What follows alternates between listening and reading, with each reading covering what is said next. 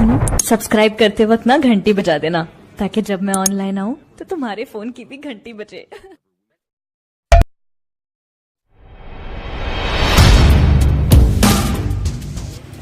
हजरत इमाम बुखारी रहमतुल्लाह अलैह से पहले एक बुजुर्ग गुजरे हैं जिनका नाम है बकीउद्दीन इब्ने मुखल्लद रहमतुल्लाह अलैह। एक जवान आदमी है, शहजादा समझ लो, और शहजादा नहीं तो अपने घर के अमीर ज़ादे जरूर। स्पेन के रहने वाले थे।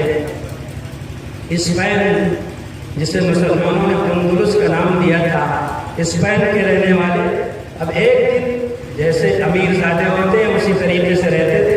आप जानते हो, शहजादे, साहबजादे, शाहजादे, हरामजादे, सारे ज़ादे जितने ना, ये सब के सब एक ही तरीके से ज़िंदगी गुजारते थे।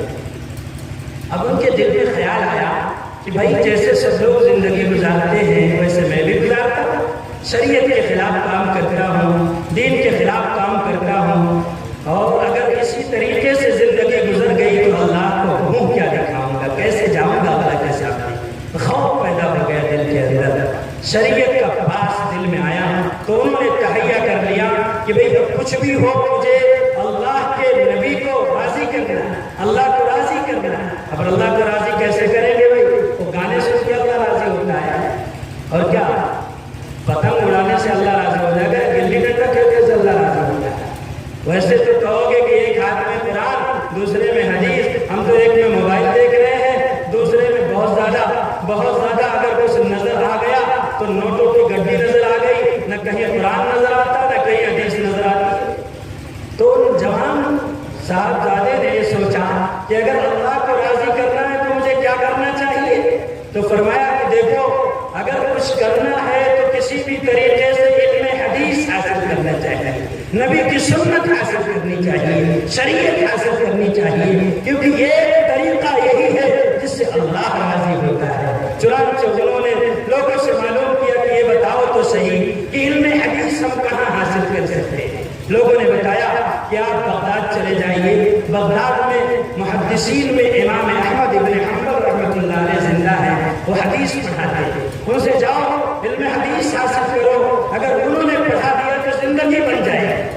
अच्छा, इल्म हदीस को हासिल करने के लिए बगदाद से चले, वो अंदलुस से चले, स्पेन से बगदाद पहुंचे। स्पेन से बगदाद 1 महीने का सफर है, 1 महीने का। अब दरिया का सफर है, समंदर का सफर है, पत्नी भी आती है, तबीयत भी खराब होती है, और इंसानों को बुखार भी आता है। जो आदि ना हो वो बीच सफर ही में अल्लाह से जाकर मुलाकात कर लेते। तो जवान 1 महीने के मसाफत के बाद पहुंचा बगदाद।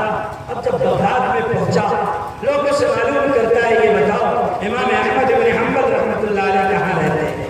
लोगों ने कहा भाई आपको क्या मतलब उनसे? क्या मैं पढ़ने आया? जवान ने कहा कि मुझे उनसे इल्म हदीस हासिल करना है। तो फरमाया नहीं, उनसे इल्म हदीस नहीं हासिल कर सकते, क्योंकि उन पर पाबंदी लग गई है, अब पढ़ा नहीं सकते हो। वो जवान कहता है नहीं, मुझे भाई उन्हीं से इल्म हदीस हासिल करना। मैं तो बड़ी दूर से आया, बड़ी तमन्ना लेके आया, बड़ी आरज़ू लेके आया, बहुत दूर से चल के आया हूँ। अगर उनसे इल्म न हासिल कर सका तो मेरे लिए बड़ी महरूमी की बात है। 1 महीने की मसाफत तय करना बहुत मुश्किल है। लोग कहते हैं अच्छा ठीक है, चलो मैं बताता हूँ। एक आदमी तैयार हुआ कि मैं उनका घर बताता हूँ, उनसे मुलाकात करो। लेकिन डर ये है कि अगर जाकर के ऐसे सीधे सीधे बताया कि इमाम अहमद का घर है तो पुलिस वाले पकड़ लेंगे, हमें भी मारेंगे, तुम्हारी भी पिटाई होगी। लिहाजा मैं ऐसे से नहीं बता सकता। फिर कैसे बताओगे? वो कहते हैं कि भाई जिस अंदाज में बताना मुझे बताओ। का देखो, अपने पैरों में चीथड़े लपेट लो और हाथ में कासे गदाई ले लो। हाथ में जब कासे गदाई, फकीर जो प्याला थाम करके भीख मांगा करते हैं वो ले लो अपने हाथ में, और जैसे फकीर रहा करते वैसे अपना हुलिया बना लो। जब उनका दरवाजा आएगा तुम भीख मांगते रहना, मैं इशारा कर दूंगा कि यही उनका दरवाजा है। चुनांचे वो चले, इसलिए नहीं कि उन्हें दुनिया कमानी थी।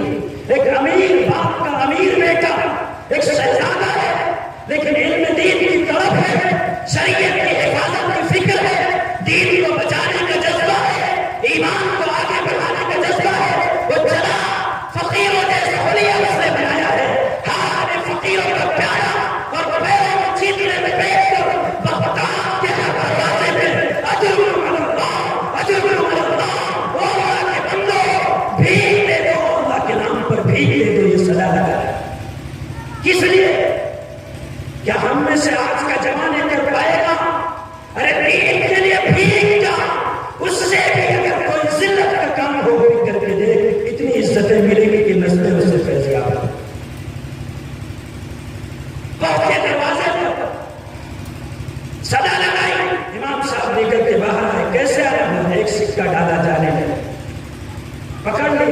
کہ نہیں آپ نہیں جا سکتے، میں بھکاری نہیں ہوں، انٹرنیشنل پروفیشنل بھکاری نہیں ہوں، میرا چہرہ یہی بتائے گا کہ میں بھیک مانگنے بغداد نہیں آیا، امام صاحب میں تو علم حدیث پڑھنے آیا، نبی کی سنت کا نور اپنے سینے میں سمانے آیا ہوں، میں تو اپنے کردار کو نبھانے آیا، مجھے پڑھا دیجئے، علم حدیث سکھا دیجئے، سنت کا نور میرے سینے میں ڈال دیجئے، تاکہ میں ایمان کو، اسلام کو، شریعت کو، نبی کے پیغام کو، اللہ کے قرآن کو آگے بڑھاؤں۔ امام صاحب کہتے ہیں میرے بیٹے اگر تم مجھ سے پڑھے گا تو تجھے بھی پھانسی پہ لٹکایا جائے گا، مجھے بھی لٹکایا جائے گا، کیونکہ حق بات کہنے کے جرم میں بادشاہ وقت نے میرے اوپر پابندی لگا دی، میں پڑھا نہیں سکتا۔ اس جوان نے کہا حضرت جان جائے چلی جائے، اے دل تمام نفع ہے سودائے عشق میں، ایک جان کا ضیاء ہے سو ایسا ضیاء نہیں، ارے ہاں اگر دین کی خودی قربانی کوئی دے اس کے قبر کی مٹی لگتی ہے، قبر کی مٹی نہیں، دنیا پر فدا ہو جاؤ گے تو قبر میں کیڑے پڑیں گے، اگر نبی کے لیے کچھ کیا تو اللہ قبر کی مٹی کو خوشبودار بنا دے گا۔ خدائے پاک کی قسم کھا کے کہتا ہوں کردار محمدی کو نبھانے والے تو بن جاؤ۔ تو اس جوان نے کہا حضرت مجھے آپ سے پڑھنا، جان جائے، مال جائے، گردن چلی جائے یا کوئی اور قربانی دینی پڑے، مجھے کوئی دریل نہیں، میں دے دوں گا۔ امام صاحب نے کہا بیٹے سوچ لے، میں تو بوڑھا ہو گیا، اگر مجھے قتل کیا جاتا ہے تو کوئی بات نہیں، پھول کو دو دن بہارے جا فضا دکھلا گئے، حسرت ان گنچوں پہ ہے جو بن کھلے مرجھا گئے، میرے بچے مجھے تیری جوانی پہ رحم آتا۔ بچے نے کہا حضرت میری جوانی پہ نہیں، میرے ایمان پہ رحم کیجیے، مجھے شریعت سکھا دیجیے، مجھے آپ سے پڑھنا ہے۔ امام صاحب نے کہا ٹھیک ہے اگر پڑھنا ہے تو کیسے آئے گا بھائی؟ اس نے کہا جیسے آج بھکاری بن کے آیا ہوں نا ایسے روز آؤں گا حضرت، جب دیکھنا کہ پولیس والے دیکھ رہے ہیں تو سکہ ڈال دینا، اگر پولیس والے نہ دیکھ رہے ہوں تو پھر مجھے نبی کی دو چار حدیثیں ضرور پڑھا دے۔ بڑا آسان ہے، یہ داڑھی دیکھ کر، یہ ٹوپی دیکھ کر سمجھتے ہو اسلام بڑی آسانی سے آ گیا نہیں، بغداد کی سڑکوں پر سارا سال بھی مانگنے کے بعد یہ شریعت منگائی ہے جس کو ہم آج اپنے پیروں سے جب چاہتے جہاں چاہتے ذلیل کرتے تھے، سارا سال اس نے بھیک مانگ کر کے نبی کی شریعت کو سیکھا۔ منورنجن کے چکر میں سب کچھ ضائع کر دو، دین کو بدنام کرنے والے کا کہہ دو۔ مجھے شکایت یہودیوں سے نہیں ہے، عیسائیوں سے نہیں ہے، وہ تو اسلام کے خلاف پلاننگ رات کو کریں گے اور صبح کو ان کے پلاننگ کے تاروں پاؤں کو اللہ بکھیر کے رکھ دے گا۔ وہ مکر اللہ واللہ خیر الماکرین۔ ہاں خطرہ مجھے اپنے جوانوں سے، آج کے لوگوں سے، یہ اگر سدھر جائے نا تو خدا پاک کی قسم دل بدل سکتے ہیں، جذبات بدل سکتے ہیں، ملک کے فکر و خیالات بدل سکتے ہیں، دور موجود کے دن رات بدل سکتے ہیں، تم بدل جاؤ تو یار حالات بدل سکتے ہیں۔